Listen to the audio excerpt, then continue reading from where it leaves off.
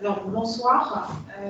Nous allons écouter ce soir Axel Davout, qui est familièrement petit,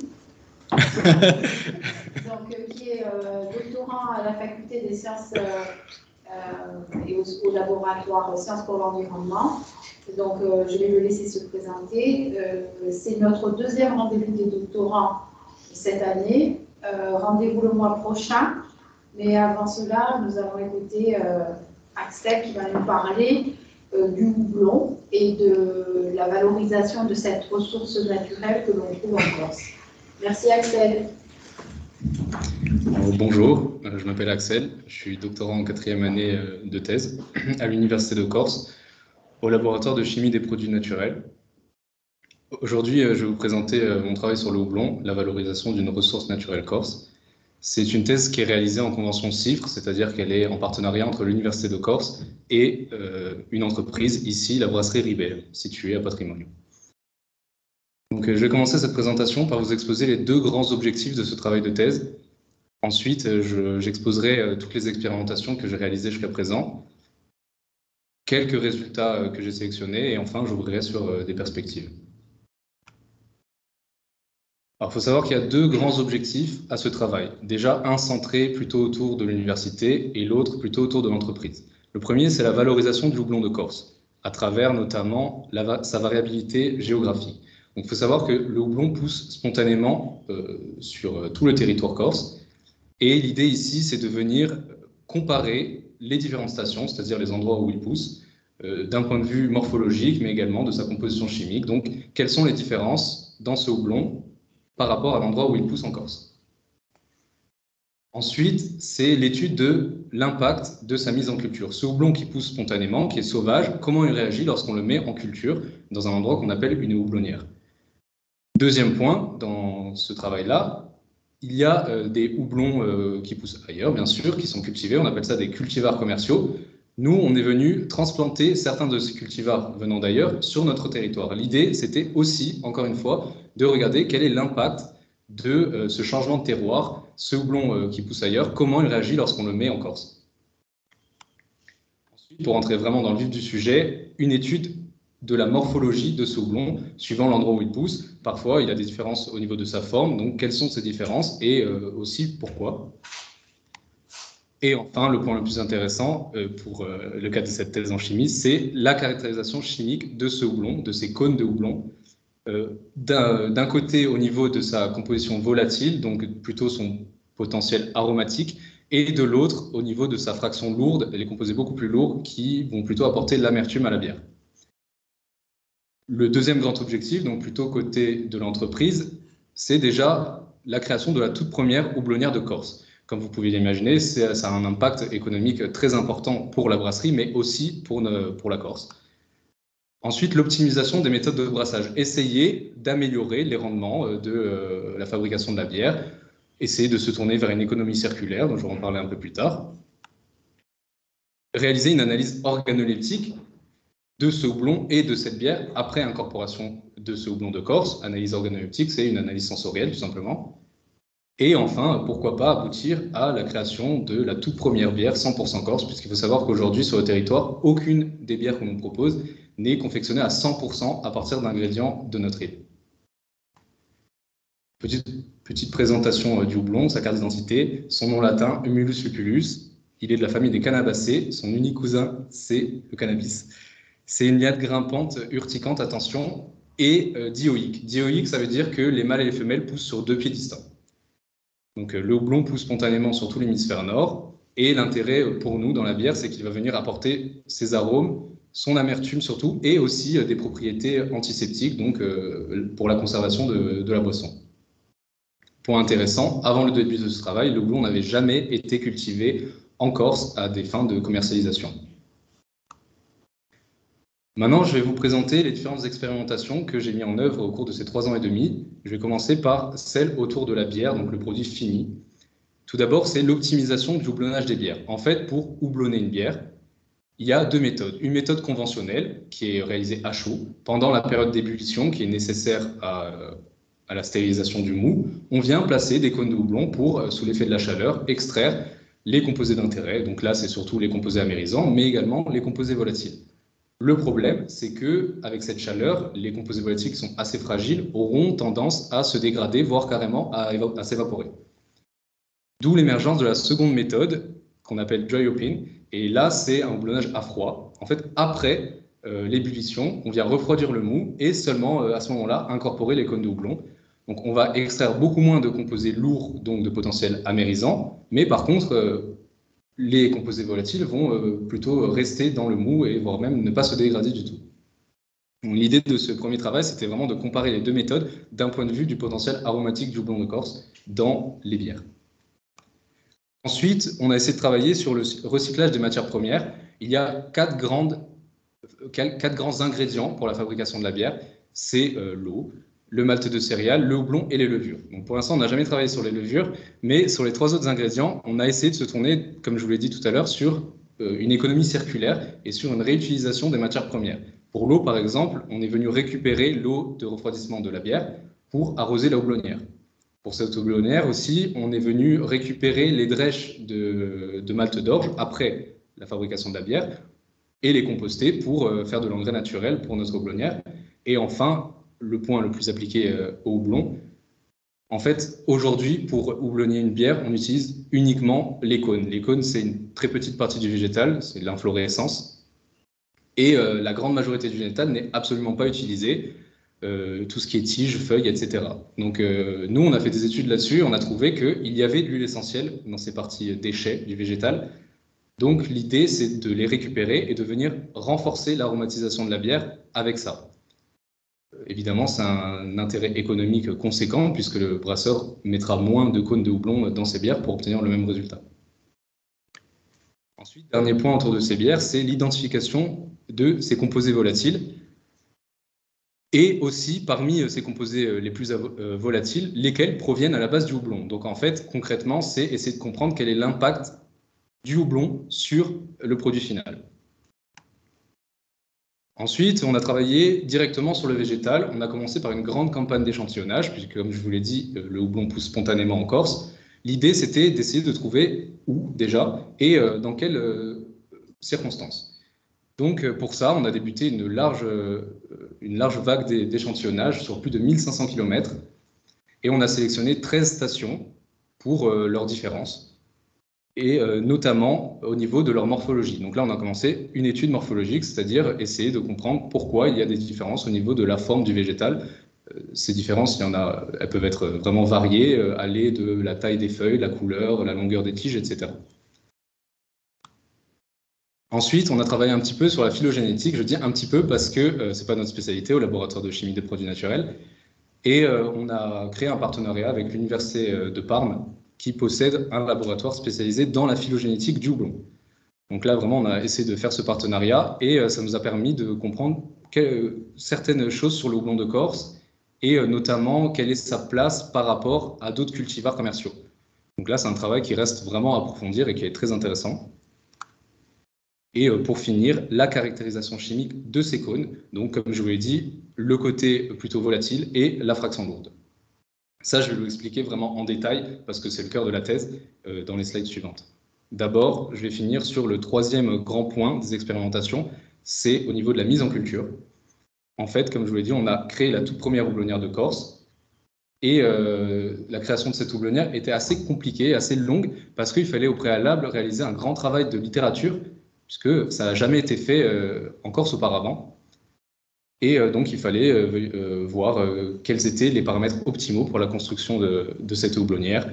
On a fait un suivi climatique des 10 dernières années en utilisant les données de Météo France. On est venu étudier la composition des sols, l'exposition solaire, les vents, plein de facteurs comme ça qui sont venus nous aider à comprendre quels étaient les paramètres optimaux. Dans cette houblonnière, on a planté, comme je vous l'ai dit, du houblon spontané, mais également des cultivars commerciaux. L'idée, c'est le deuxième point, de comprendre quel est l'impact de ce changement de terroir, soit des houblons sauvages, soit des houblons cultivés ailleurs. Ensuite, on a réalisé une hybridation. En fait, parmi les cultivars qu'on a transplantés venant d'Allemagne, il y en a un qui s'appelle Cascade, qui est connu pour sa grande robustesse et ses propriétés, on appelle ça duales, qui sont à la fois aromatiques et amérisantes, mais plutôt moyennes. Et donc, ces pieds femelles, on est venu les polliniser manuellement à partir de houblon de Corse, de pollen de houblon de Corse plutôt. Plus de 2000 fleurs, on a obtenu à peu près 4000 graines. Et après un long processus de germination qui a duré plus d'1 an, ces graines ont donné 20 individus fiables. Donc c'est assez faible, le taux de germination est très faible, mais ces 20 houblons, en tout cas, sont très importants puisqu'ils sont les tout premiers hybrides de houblon de Corse. Donc il faut vraiment essayer de les conserver et de les valoriser.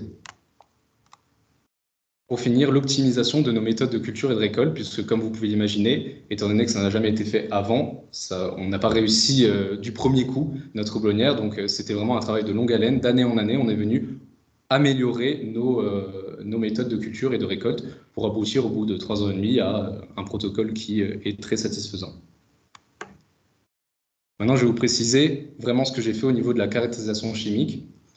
J'ai séparé la slide en deux, comme vous pouvez le voir, parce que d'un côté, le potentiel aromatique donné par l'huile essentielle, et de l'autre côté, le potentiel amérisant donné par les composés beaucoup plus lourds. Au niveau de l'huile essentielle, on a travaillé sur un appareil qui s'appelle un clévanger. En fait, on vient placer des cônes de houblon dans de l'eau qu'on porte à ébullition. Les vapeurs viennent entraîner les composés les plus volatiles du houblon, migrer le long du clévanger et dans un réfrigérant recondensé en 2 phases séparées. D'un côté, de l'eau concentrée en composés volatiles et de l'autre, l'huile essentielle, qui est un mélange complexe de plein de composés qu'on appelle des terpènes. Et c'est ce qui nous intéresse. Cette huile essentielle, on la récupère et on va l'analyser par chromatographie en phase gazeuse couplée à de la spectrométrie de masse. Donc c'est un terme un peu long pour vulgariser. En fait, ce chromatographe, il va venir séparer tous les composés de l'huile essentielle pour qu'ils sortent les uns après les autres et non pas tous en même temps. À la sortie de cet appareil, on a de la spectrométrie de masse qui va fragmenter les molécules et peser les fragments, ce qui va nous permettre de réaliser une identification. Donc c'est un travail qui est assez long puisque une fois que la masse a fragmenté ces molécules, il faut ensuite les identifier, ça ne se fait pas tout seul bien sûr, à partir de banques de données. Donc c'est vraiment très très long. Et ici, on a identifié 66 composés volatiles dans nos houblons de Corse. De l'autre côté, on ne pouvait pas travailler sur le même appareil puisque ce sont des composés beaucoup plus lourds qui ne se volatilisent pas. On a dû donc travailler en chromatographie liquide cette fois et non gazeuse. On a placé nos cônes de houblon dans un mélange de solvants et placé sous agitation pendant 24 heures. On a obtenu ce qu'on appelle un extrait. Cet extrait, on l'a injecté dans la machine et cette fois-ci, donc la chromatographie liquide n'est pas couplée à un seul spectromètre de masse, mais à 2. Et en fait, ce tandem va nous permettre, en plus de l'identification, une quantification qui est très précise puisqu'elle est de l'ordre du nanogramme pour chaque composé. Ici, ça nous a permis de quantifier 30 composés les plus amérisants et phénoliques du houblon de Corse. Au niveau de cette chromatographie gazeuse, on a travaillé, comme je l'ai dit, d'un côté sur les huiles essentielles, mais également sur les extraits de bière. En fait, au préalable, il fallait optimiser les conditions de préparation, puisqu'elles dépendent grandement, les résultats dépendent grandement de ces conditions de préparation. La masse de végétal à hydrodistiller, dans quelles circonstances, quelle température. Ben vraiment, il y a plein de facteurs qui vont changer le résultat à la fin. C'est la même chose pour la méthode d'analyse. En chromatographie, il ne suffit pas d'injecter l'huile essentielle, il faut modifier tous les paramètres d'analyse, faire varier la durée, le gradient de température et plein d'autres facteurs. Et surtout, troisième point, le plus long et le plus intéressant, c'est la caractérisation chimique, comme je l'ai dit, à partir de banques de données, de nos 57 huiles qui correspondent d'un côté à des cultivars commerciaux qu'on a utilisés, qu'on a étudiés à titre d'exemple, et de l'autre côté, nos houblons de Corse sur les 3 années consécutives de thèse afin de réaliser un suivi de la composition chimique. Et pour les extraits de bière, il fallait également optimiser les conditions d'extraction, puisque la bière, c'est une matrice qui est assez complexe. Il y a les composés volatiles d'intérêt, mais il y a également de l'eau, des bulles, des levures, des sucres surtout. Tout ça, il fallait éliminer et c'est assez compliqué. Ensuite, ajouter les standards en banque. En fait, au laboratoire de chimie des produits naturels, on n'avait jamais travaillé sur la bière. Donc, beaucoup des composés les plus intéressants dans cette optique-là n'étaient pas dans notre banque de données. On a dû donc les ajouter et enfin réaliser la caractérisation chimique de 4 bières de la brasserie Ribet. Ensuite, sur la chromatographie liquide, il fallait là encore optimiser les conditions d'extraction, cette fois-ci donc en macération, quel solvant utiliser, combien de temps, quel gradient, avec ou sans agitation, plein de facteurs, optimisation des méthodes d'analyse et enfin caractérisation chimique de nos 50 extraits. Maintenant, je vais vous exposer quelques résultats que j'ai obtenus au cours de cette thèse. Tout d'abord autour de l'optimisation du houblonnage. En fait, ce graphe représente 4 bières. La première, elle a été houblonnée à chaud. Et les 3 autres ont été houblonnés en dry hopping, donc comme je vous l'ai dit, à froid, durant différentes périodes. DH1, 5 jours, DH2, 10 jours et DH3, 15 jours. Ici, le graphe représente la concentration en composés volatiles de la bière, mais qui sont issus du houblon. Il y en a 8. Premier point, on voit déjà que la bière qui a été houblonnée à chaud ne présente pratiquement pas de composés volatiles d'intérêt. Donc là, comme vous pouvez l'imaginer, c'est directement lié au fait que la chaleur vient dégrader ces composés, voire carrément les faire s'évaporer. À la fin, dans le produit final, on ne les retrouve absolument pas. Deuxième point, dans les 3 échantillons de dry hopping, on remarque 2 choses. La première chose, c'est que pour pratiquement tous les composés, plus on attend et plus il y en a. Sauf, en fait, pour l'alpha-terpinéol qui, lui, explose dès les 5 premiers jours et ensuite diminue drastiquement. Ce que je veux faire comprendre avec ce graphe, c'est que tous les composés volatiles ne se comportent pas de la même manière. Ils s'extraient de manière différente. Et là, c'est vraiment le brasseur qui doit venir chercher quel est le profil organoleptique qu'il recherche, quel est le profil sensoriel. S'il veut avoir une bière avec beaucoup d'alpha-terpinéol, il doit faire un dry hopping de 5 jours. Et s'il veut plutôt d'autres composés, il va devoir attendre plus de jours. Le bon compromis ici, en fait, c'est une dizaine de jours pour avoir vraiment une bonne teneur en composés volatiles. Ce que je voulais surtout illustrer, c'est que, en effet, le houblonnage à chaud n'est pas du tout adapté à des bières, à l'obtention de bières aromatiques. Ensuite, au niveau de l'identification de ces composés volatiles, on en a identifié 29. 8 donc qui sont issus de l'huile essentielle que j'ai présenté dans le graphe précédent, 2 qui étaient issus du malt d'orge et 19 dérivés de la fermentation. Ça, j'ai tenu à vous le préciser parce qu'en fait, jusqu'à très récemment, dans le monde de la brasserie, on pensait que l'aromatisation des bières était directement liée au houblon et uniquement au houblon et un peu au malt d'orge. Or, on voit bien ici que sur 29 composés volatiles, il y en a 19 qui sont liés à la fermentation. Donc en fait, c'est les levures qui apportent le plus le potentiel aromatique des bières. Et enfin, au niveau de cette étude morphologique, on a travaillé sur 21 caractères morphologiques qui sont normés par un institut qui s'appelle l'UPOV. Sur ces 21 caractères, on en a remarqué 3 qui sortaient du lot et qui semblaient être des marqueurs de différenciation entre les houblons littoraux et les houblons qui poussaient plutôt au centre de l'île, un peu en altitude, dans les environs de Corté. Ces 3 marqueurs étaient la coloration anthocéanique des tiges, la longueur des tiges secondaires et le nombre de cônes par pied. On a remarqué que dans les environs de Corté, les houblons avaient une coloration anthocéanique des tiges, c'est-à-dire que leurs tiges étaient rouges, due à la présence de composés qu'on appelle des anthocyanes. En faisant des recherches de la littérature, on a compris que ces anthocyanes étaient souvent sécrétés par une plante en réponse à une agression parasitaire. Donc ça peut être des insectes ou des champignons, par exemple. Et en regardant dans les environs de Corté, on a remarqué qu'en effet, l'un des parasites les plus connus du houblon est présent dans les environs de Corté et pas du tout sur les zones littorales de Corse. Première observation. La deuxième, à contrario, dans les zones littorales de Corse, les tiges étaient beaucoup plus courtes qu'à Corté et les cônes beaucoup moins abondants. Là, par contre, c'est probablement dû à un stress hydrique, puisque, comme on le sait, les zones littorales de Corse sont soumises au moins 4 mois par an à un fort stress hydrique. Ces observations, on est venu essayer de les appuyer avec d'autres échantillons. Donc là, cette fois, on n'a plus travaillé sur le houblon de Corse sauvage, mais sur les cultivars qu'on a transplantés.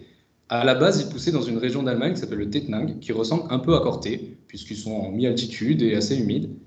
Et là-bas, en effet, ces houblons avaient une forte coloration anthocéanique de leurs tiges. Et après seulement quelques semaines de transplantation en Corse, il n'y avait plus de coloration du tout. Et ils ont été transplantés, je précise, dans une zone littorale de Corse. Ensuite, là-bas, leurs tiges étaient vraiment très longues et vraiment chargées de cônes, alors que ici, après transplantation, les tiges étaient beaucoup plus courtes et beaucoup moins chargées en cônes. Donc en fait, cette vérification vient appuyer nos observations qui disent que, en effet, ces 3 marqueurs sont des marqueurs de différenciation entre les houblons littoraux et les houblons de Corse. Donc en fait, on vient mettre en lumière que selon l'endroit où le houblon pousse en Corse, il va se comporter de manière très différente, même au niveau de sa forme. Ensuite, au niveau de la composition chimique de ces huiles essentielles, ici, j'ai analysé la composition chimique de tous mes échantillons, à savoir les houblons de Corse, qui sont nommés C quelque chose, et tous les houblons cultivars, que j'ai utilisés à titre d'exemple, qui sont nommés V et un numéro. Ce qu'on voit sur cet ACP, c'est qu'il y a la formation de 2 groupes bien distincts qui ne se mélangent jamais, ce qui signifie que les huiles essentielles des cônes de houblons de Corse sont très différentes de celles des houblons commerciaux. En réalisant une autre analyse statistique qu'on appelle une PLSDA, on a pu remarquer que cette distinction, cette formation de 2 groupes distincts était surtout causée par 3 composés de l'huile essentielle, à savoir le myrcène, très présent dans les huiles du continent, enfin commerciales en général, et très peu en Corse, et le bêta-sélinène et le zingibérène, au contraire, présents dans nos huiles. Ici, je précise que le zingibérène est très intéressant parce qu'il est présent vraiment en de grandes quantités dans les huiles corses et pratiquement pas dans les commerciales. Or, il est connu pour avoir un fort potentiel aromatique. Il a des notes très épicées de gingembre notamment. Et c'est quelque chose qui est très recherché actuellement dans le monde de la bière. Donc en fait, c'est une plus-value vraiment intéressante pour le houblon de Corse. Au niveau de la caractérisation chimique des extraits de cône, cette fois, comme je vous l'ai dit, on a quantifié 30 composés amérisants et phénoliques. En fait, le potentiel amérisant du houblon est donné par des familles de molécules qu'on appelle alpha et bêta-acides. Sans entrer dans les détails, celles qui sont les plus quantifiées pour le potentiel amérisant sont au nombre de 6, 3 alpha et 3 bêta-acides. Donc là, on est venu quantifier ces 6 acides, mais on a remarqué qu'il y en avait d'autres de la même famille qui avaient quand même une influence et qui en général n'étaient pas du tout étudiés. Donc on est venu les quantifier également. Donc ça, c'est quelque chose d'assez innovant. Et couplé à ça, on a identifié et quantifié 17 composés phénoliques d'intérêt qui, eux, plutôt que le potentiel amérisant, auront plutôt un effet dual, encore une fois, donc à la fois aromatique et amérisant. Et enfin, sur la phylogénétique, pour illustrer les quelques résultats que nous avons, nous sommes venus comparer une partie du code génétique de 4 houblons de Corse, à savoir Patrimoine, Ajaccio, Corté et Olette. Et en plus de ça, on est venu comparer avec les cultivars commerciaux qui ont été transplantés sur le territoire. Donc, ce qu'on voit déjà, c'est qu'au bout de 3 semaines de transplantation, les houblons d'Allemagne et ceux transplantés n'ont pas changé de code génétique, sans surprise. Ensuite, ce qu'on remarque, c'est que par contre, les houblons de Corse se séparent en 2 groupes distincts. D'un côté, Patrimoine et Ajaccio qui tendent à ressembler plutôt à Cascade, une variété vraiment robuste et duale. Et de l'autre côté, Corté et Olette qui ressemblent plutôt à Tettnanger. Et Tettnanger, c'est une variété qu'on appelle noble dans le monde de la brasserie, puisqu'elle est très très aromatique. Elle possède des notes vraiment florales dans son huile essentielle. Et par contre, elle est aussi connue pour ne pas être très robuste face aux agressions parasitaires. Donc là, on a vraiment cette distinction qui est assez étonnante, surtout d'autant plus que Patrimoine et Olette sont vraiment très proches. Donc, c'est pour ça que je disais que c'est un travail qui mérite d'être approfondi pour essayer de comprendre quelles sont les causes de ces différences importantes entre les différents houblons, différentes stations en Corse. Justement, c'est la première perspective à ce travail, essayer d'approfondir cette phylogénétique complète du houblon de Corse, donc pour comprendre d'où viennent ces distinctions, mais aussi pour essayer d'illustrer et de comprendre d'où vient le houblon en Corse. Est-ce qu'il a toujours été là? Est-ce qu'il est endémique? Ou est-ce qu'au contraire, il a été apporté à un moment donné de l'histoire? Et ça, c'est vraiment la phylogénétique qui nous permet de le comprendre en étudiant tous les houblons qui poussent ailleurs en Méditerranée, lesquels se rapprochent le plus du houblon de Corse et pourquoi. Deuxième grand point, ce que j'ai appelé une carte organoleptique des stations de Corse. En fait, on vient coupler les données qu'on a obtenues sur la composition volatile à des analyses sensorielles. Et c'est vraiment ce couplage qui nous permet de dessiner ces roues des arômes qui permettront aux brasseurs corses de juste avoir à regarder ces roues des arômes pour comprendre quelle station possède plutôt quelle note. Et ça, c'est très important, puisque s'il veut réaliser une bière avec des notes florales, il ira par exemple à Olette, et s'il veut des bières plutôt épicées, il ira, imaginons, à Ajaccio. Et ça, c'est vraiment un outil qui est très recherché dans le monde de la brasserie actuellement, surtout en Corse, où il n'y a pas de retour sur le houblon. Et enfin, pourquoi pas, le lancement de ce que j'ai appelé la filière agricole houblon. Essayer de valoriser cette ressource qui n'est pas du tout utilisée pour l'instant sur le territoire et qui représente, comme vous pouvez l'imaginer, un enjeu majeur pour l'économie de la brasserie, mais surtout pour l'économie de la Corse. Merci.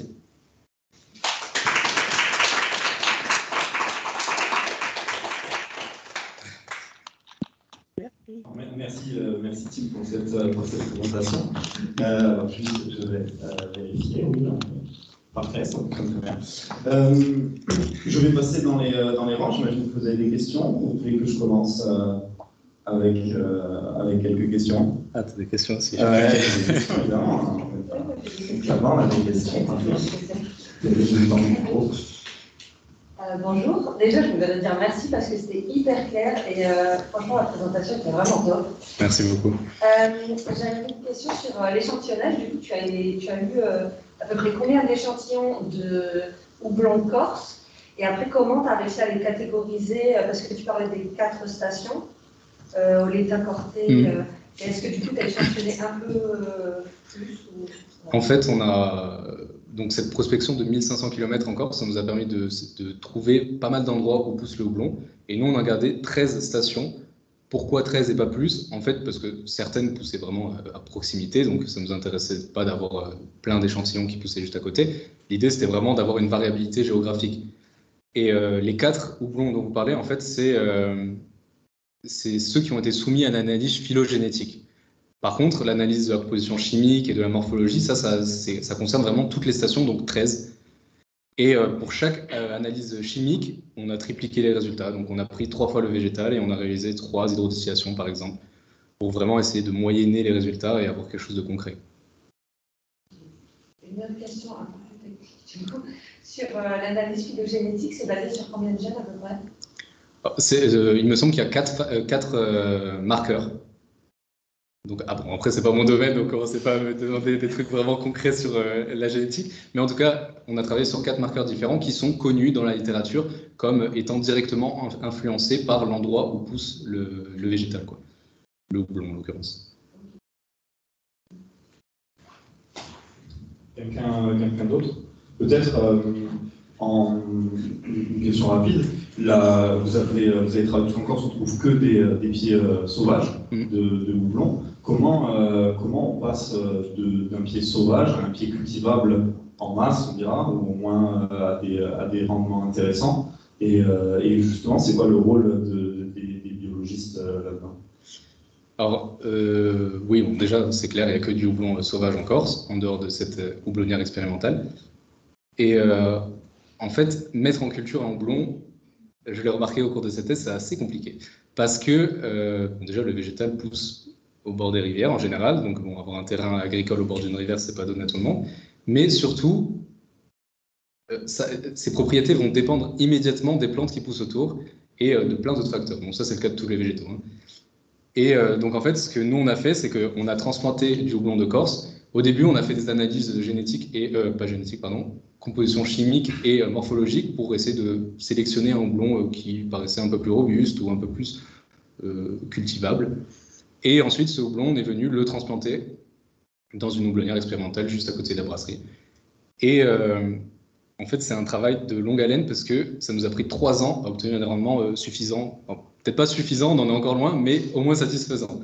Parce qu'en fait, après transplantation, le végétal perd complètement sa robustesse, il doit s'acclimater au nouveau terroir, en fait. Donc, nous, ça nous a pris 3 ans pour obtenir un certain nombre de cônes. Mais même aujourd'hui, on est loin de l'autosuffisance en houblon pour la brasserie Ribet. Vraiment, ça prendra pas mal d'années. Et pour préciser un peu, tu as fait du bouturage, du semis, c'est ça que je veux dire. Pour préciser un peu, est-ce que tu as fait du bouturage, du semis? Je dis pour l'enregistrement. Oui, bouturage. C'est uniquement par bouture des rhizomes, donc des racines. Le houblon ne se sème pas, ou très peu, en fait tout simplement parce qu'on travaille avec des cultivars, donc avec des variétés qui ont été sélectionnées de génération en génération afin d'augmenter leur potentiel et leur robustesse. Et travailler avec des semis, c'est prendre le risque de perdre ces paramètres-là, ces caractéristiques-là. Donc on fait uniquement du bouturage en général. Donc nous, on a gardé la même optique pour le houblon sauvage, on a fait du bouturage.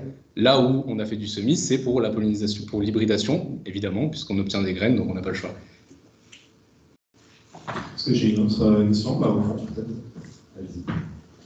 Alors moi, c'est la suite de cette réponse, c'est l'hybridation, elle va servir, qui a été faite avec une variété de cultivar. Elle va servir justement pour l'exploitation ou on va rester sur une variété sauvage? En fait, on a plusieurs cultivars différents dans la houblonnière. On en a 3 qui viennent d'Allemagne, qu'on utilise pour la brasserie.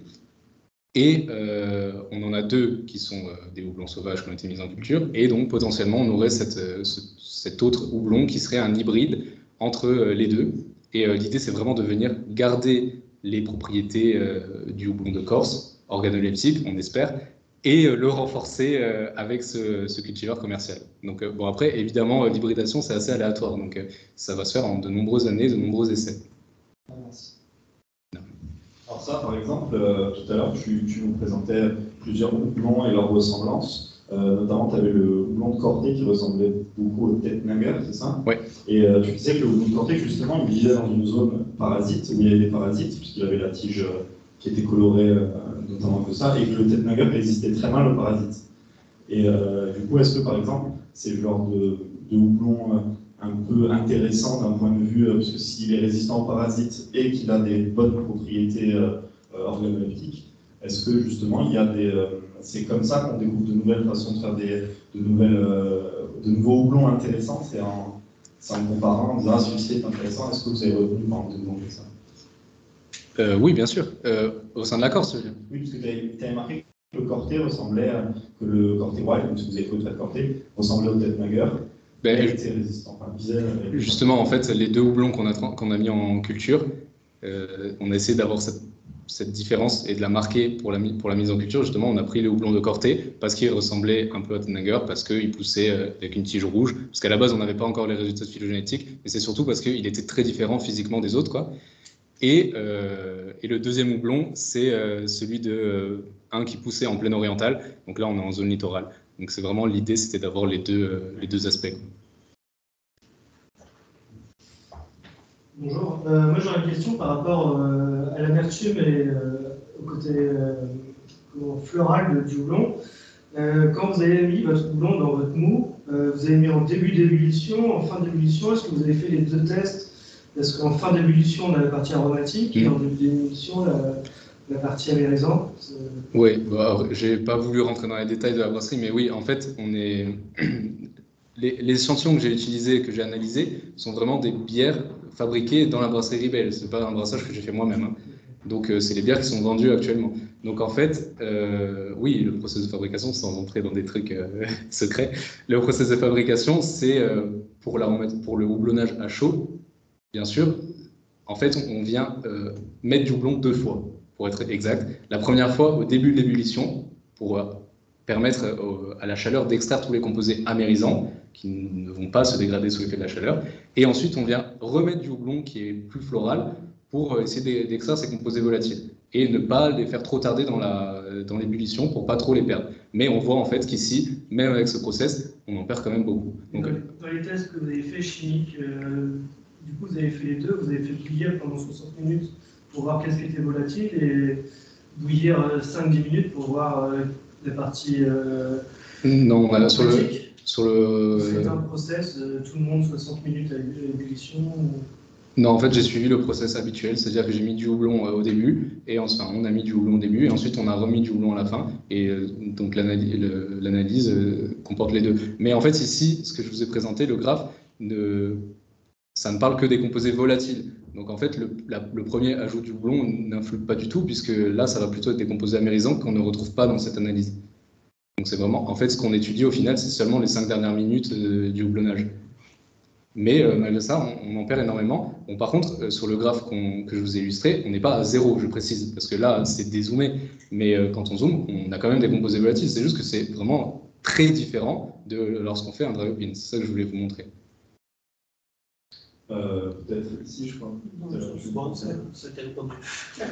Est-ce qu'on a d'autres questions? Alors, par exemple, notamment, quand tu présentes la façon de faire de la bière, et notamment le dry hopping, par exemple, tu as montré, justement, grâce à un procédé scientifique, hein, en faisant des relevés et des choses comme ça, que le temps de repos était super important en fonction de ce que voulait le brasseur. Et ce n'est pas forcément des choses que les brasseurs peuvent faire de leur côté.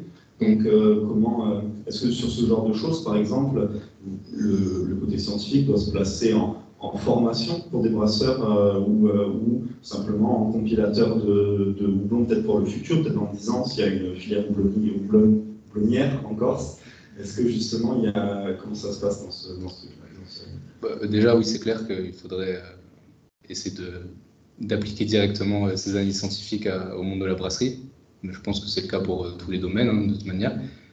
Mais bon, déjà, ce premier point, oui, c'est clair que faire pas un partenariat, mais utiliser ces données scientifiques pour le brassage, c'est très intéressant. Or, après, là, l'idée, c'est pas que chaque brasseur vienne faire des analyses, parce que ça coûte très cher de faire une analyse chimique. Donc l'idée, c'est juste de faire pas mal de recherches là-dessus et d'exposer les résultats dans la thèse à la fin, qui sera accessible par tout le monde, hein. Et donc, les brasseurs pourront utiliser ça pour choisir ce qu'ils veulent, ce qui les intéresse par rapport au European et par rapport à d'autres critères.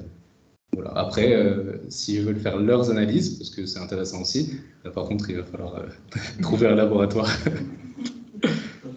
Peut-être une autre question? Je ne sais pas, je regarde. Là-bas, j'arrive aussi. C'était juste pour savoir, parmi les pistes d'évolution du projet, tu en évoques 3, est-ce que tu sais si ça va être réalisé ou s'il y a déjà des choses qui sont mises en place pour... Tu as dit 4 ans de thèse, donc je pense que tu arrives à la fin, là. Eh oui. Elle m'avait un peu débordé, je pense. Mais voilà, savoir s'il allait y avoir des choses mises en place à faire. Là, ça fait 3 ans et demi, je précise, et justement, ça va se terminer à 4 ans, normalement, j'espère. Donc, oui, déjà, le premier point sur la physiogénétique, il est déjà en cours, en fait. Donc ça, normalement, ça devrait être bon. Après, je ne fais qu'ouvrir les portes de ces recherches-là, parce que je ne suis pas généticien, donc après, c'est quelqu'un qui doit reprendre le flambeau, j'espère. Le deuxième point, c'était les cartes organoleptiques, il me semble. Ça, pour l'instant, ça n'a pas été fait. Et je voulais le faire dans le cadre de ma thèse, mais avec le Covid, les analyses sensorielles, c'était vraiment très compliqué. Donc, tant pis pour cette fois. Mais j'espère que, encore une fois, peut-être que j'aurai l'occasion de le faire. Et si c'est pas moi, j'espère que quelqu'un le fera, parce que vous avez vu, c'est très intéressant pour un brasseur de n'avoir qu'à ouvrir ce document pour sélectionner un houblon qui a une note qui l'intéresse. Et c'est pas très compliqué à réaliser, puisque la partie composition chimique est déjà faite. Il ne reste que les analyses sensorielles, vraiment. Et ensuite, le troisième point, là, c'est un peu plus ambitieux. C'est vraiment la création d'une filière agricole. Là, ça me dépasse. Par contre, il faudrait voir avec l'INRA. Mais oui, c'est juste un point que j'ai soulevé parce que je pense que ça serait vraiment intéressant pour notre île. Peut-être quelqu'un d'autre? Oui, là. Du coup, pour cette analyse sensorielle, comment ça se passe? Est-ce qu'il faut former des gens ou est-ce que c'est vraiment quelque chose de tout simple? Parce que ça a l'air facile quand on parle. Mais... Oui, il faut former des gens. En fait, pour que les analyses soient recevables scientifiquement, il faut que le panel de testeurs soit formé. Donc là, c'est long, parce qu'en fait, c'est comme un apprentissage, en fait. Et donc, on va venir les former. Par exemple, en travaillant sur des parfums, puisque c'est assez simple, ou en travaillant sur des arômes vraiment bien forts, comme la fraise, la banane, des fruits vraiment forts comme ça. Et jour après jour, semaine après semaine, ou session après session, on va leur faire des tests. Donc, qu'est-ce que vous sentez quand vous buvez ça, alors que, par exemple, il y a de la banane dedans, est-ce que vous sentez plutôt ce fruit plutôt...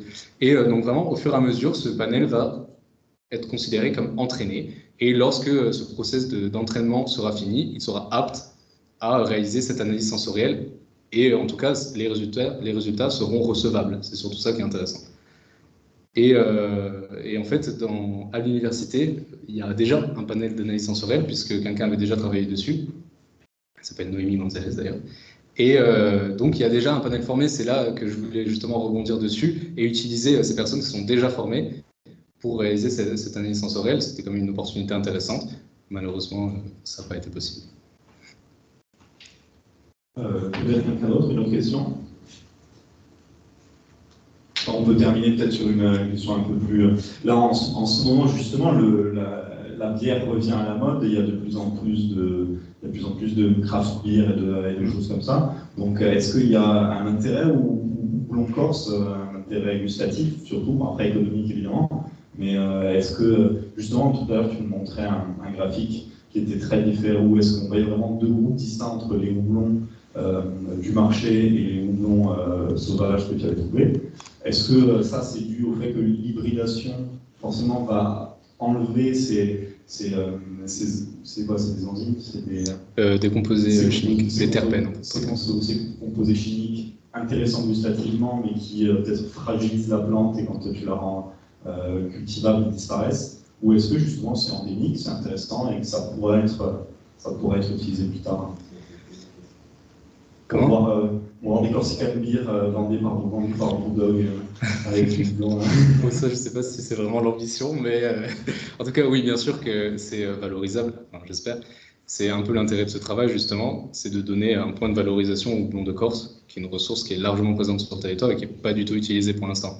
Donc oui, réaliser une bière avec du houblon de Corse, c'est déjà faire une bière différente du reste du marché. Et ça, c'est intéressant.